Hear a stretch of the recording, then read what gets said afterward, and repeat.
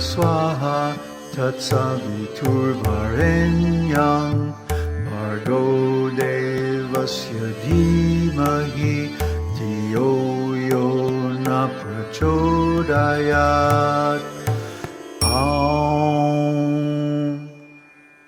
Hi. So this is the final video in the Gayatri series. And a lot of the things I'm going to be saying here are probably things you wanted to be in the first video. My conclusions,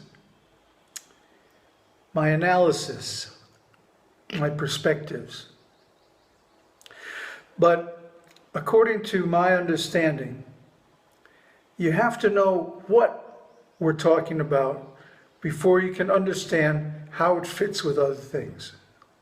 Isn't it? If I start throwing around terms that you have no definition for, it's just going to confuse you. And it might sound really cool, but there won't be any way for you to apply it. And the whole aim of this series is that you can apply this knowledge to your own sadhana, to your own inner work. That's what the real value is here. That's what is really available to you through this series. You could think of it as an initiation. Actually, a powerful spiritual method like Gayatri should be given by initiation. And not the kind of a formal initiation where you have a ceremony and, garlands and, all of that stuff. But the kind of ceremony described in Upanishads. Upanishad means come close and sit down and hear. Upa-anisha. That's the real initiation.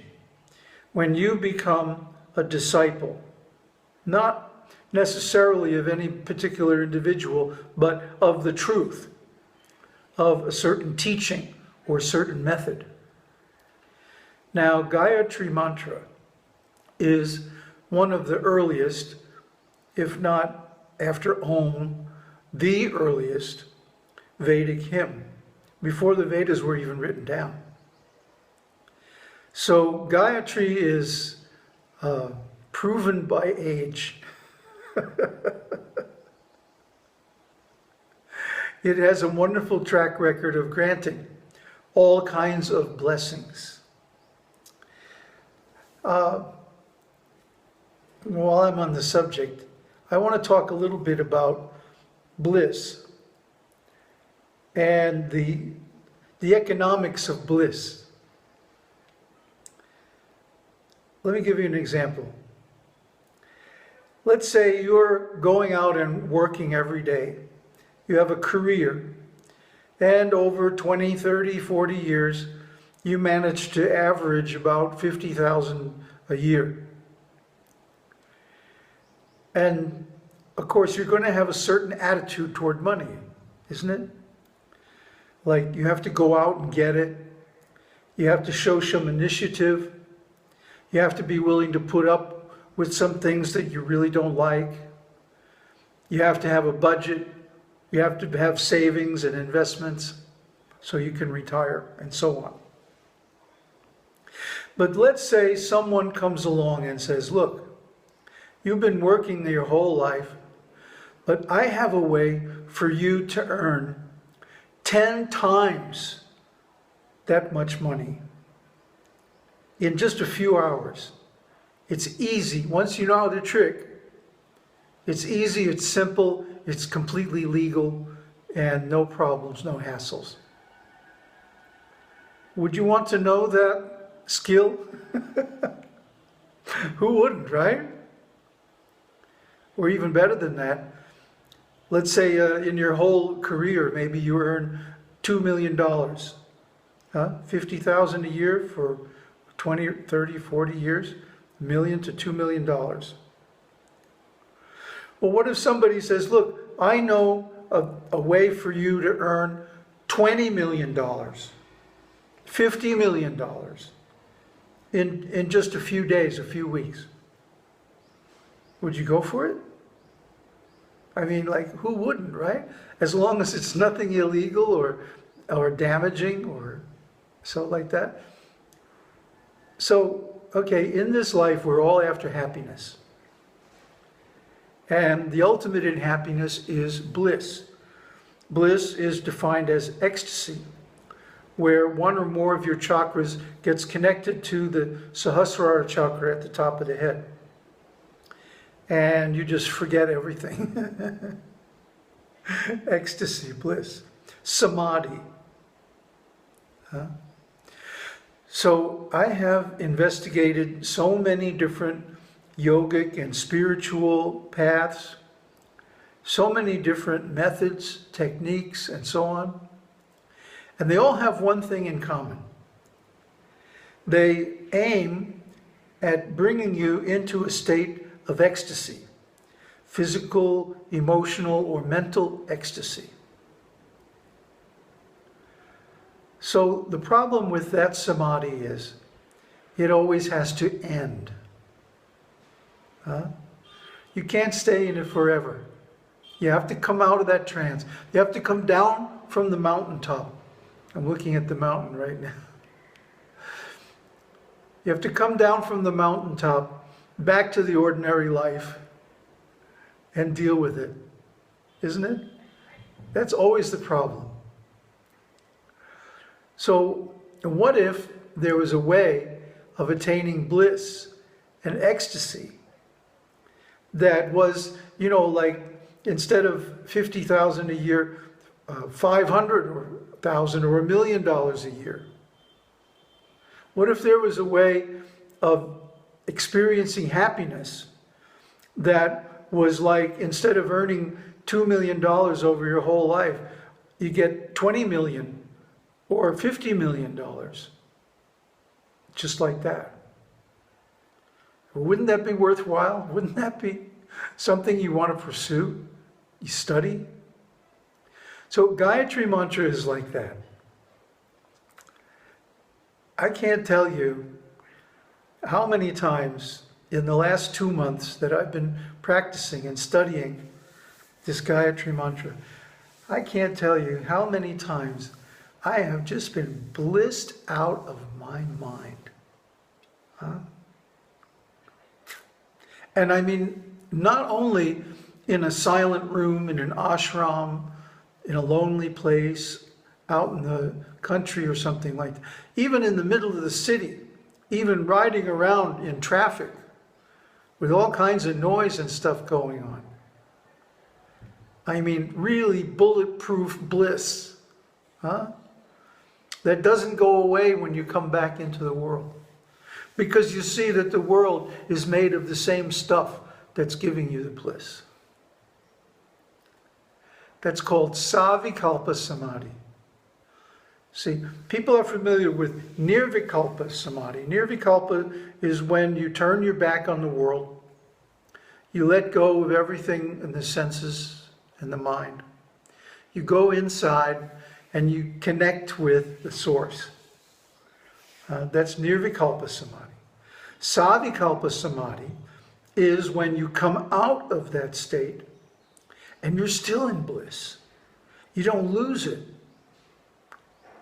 You can still be in the world without getting caught up in all the stuff. And be active without action. See, this is the real thing. To come from that place of stillness that is so solid and so strong that no amount of external activity can disturb it. That's a whole different quality of bliss. See, just like a person who has $50 million in the bank is going to have a whole different attitude toward money than the guy who's going out and working every day, right? In conventional methods of attaining ecstasy, you have to do the practice all the time or constantly or at least daily, in some routine. You have to maintain it. But once you attain nirvikalpa and it comes out into savikalpa samadhi, there's no more effort. There's no more work. This is another level. And just like the guy who has $50 million, he's not sweating it. He's not going for it, you know? He's having it delivered. Send another bucket of money up, please. Thank you. So the person who attains this robust samadhi, let's call it, or maybe the real samadhi, he does not have to continually make an effort to maintain it. It becomes permanent. That's what we want. That's the enlightenment everybody is searching for. But most people are searching for it in completely the wrong way. They're going to this teacher and that teacher, this group and that retreat, and this temple and this other place, and looking for somebody to give it to them. But nobody can give it to you. You have to go inside and find it. And here's the trick. It's already there. It's already our real nature. Eternal spiritual consciousness and bliss is what we're made of. But in the ordinary state, it's covered over with mind, ego, all kinds of activity, karma, ignorance, this, that, the other thing. So, what we're talking about here with Gayatri Mantra is a way to set yourself up for a certain realization. It's not the realization itself, but it's like a prelude or an introduction. Just like when you're reading a book, there's usually a preface that explains the purpose and the meaning of the book. And then there's an introduction, explains what the book is about, and so on like that. This is, what we're talking about here is really the preface. Well, why did you make this whole series on Gayatri Mantra? Yeah, because it blisses me out. So I'm putting it last for a certain reason, so that you know what I'm talking about, so that you have some idea of the terms, and hopefully by now you've actually tried practicing it. And the practice is very easy. You simply sit down in a quiet place, and I use my beads. I mean, the classical way to do it is with the thread wrapped around the thumb, but then the thread method, you only can count to 10 or 12 mantras, and that's not enough. You have to do this mantra at least for half an hour. One cycle around the beads, 108 mantras, takes about a half an hour if you don't hurry. And I don't hurry. Quality is better than quantity. But at least a half an hour at a time. So you can sit for half an hour. Anybody can sit for half an hour. Or even recline. Lay down on some pillows. Relax. Go inside. Finger your beads to count the mantras. And recite the mantra mentally. And what is the point of all this? What are we trying to do? We're trying to stop the mind, or at least stop the thoughts from running out of control. And how do we do that? We fill the mind with one thought.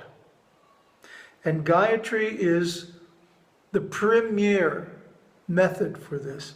Gayatri is the quintessence of that which can be thought. O Brahman, O God, present everywhere, in everything, in all parts of myself and in all parts of the universe. You are the one. You are the most qualified. You are the source of all emanations. I accept you as my worshipable God. And I meditate on your divine light, externally and internally. See? Savitṛ. And please give me the intelligence, the meditative intelligence, to attain self-realization. Now, this is a wonderful prayer. If you simply keep pouring it, like the guru who initiated me into Gayatri used to say, if you take a cup of coffee, now coffee to anyone who becomes a little pure is vile stuff, you know. But you take a cup of coffee and you start pouring milk into it. And you just keep pouring, let it overflow. Sooner or later, all the coffee is going to be pushed out, and it's going to be only milk. So that's the way it works. You keep chanting this mantra, and keep chanting as much as possible. I mean, I chant even going to sleep at night. I'm lying there, I've got my beads in my hand, and I chant until I fall asleep. And if I wake up in the middle of the night, I still have my beads, and I just start chanting. Because that's the best time, right after you wake up, before the mind and the ego kick in, to chant this mantra. Because that's what's called the sandhya, right? In the ordinary exoteric or external conception of chanting Gayatri, we chant in the junctions of the day, just before sunrise, at noon, and just after sunset at night. These are called the sandhyas, or junctions. But the actual junctions, the esoteric junctions, are between one state of consciousness and another, between sleep and waking consciousness. So if we get the chance to chant during this sandhya, the junction between sleep and wakefulness, that chant will go deep in the mind. And we can then begin to inquire, where is this chant coming from? When we chant mentally, the sound originates from a certain place in ourselves. Where is that place?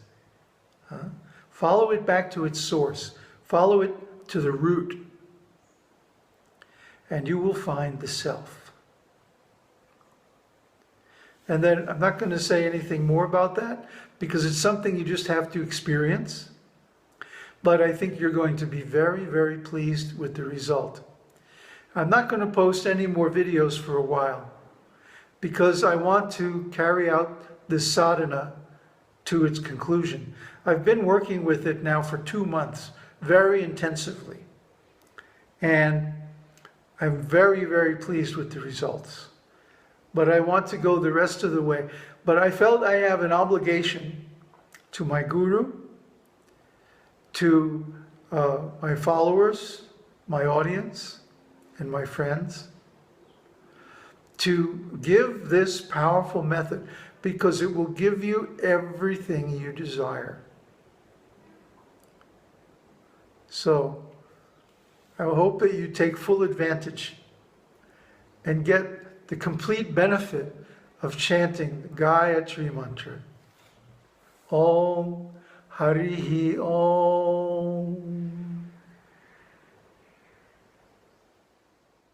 Om Bhur-bhuva Swaha Tat-Savitṛ-Varenyam Bhargo Devasya Dhimahi Dhiyo Yo Na Prachodayat.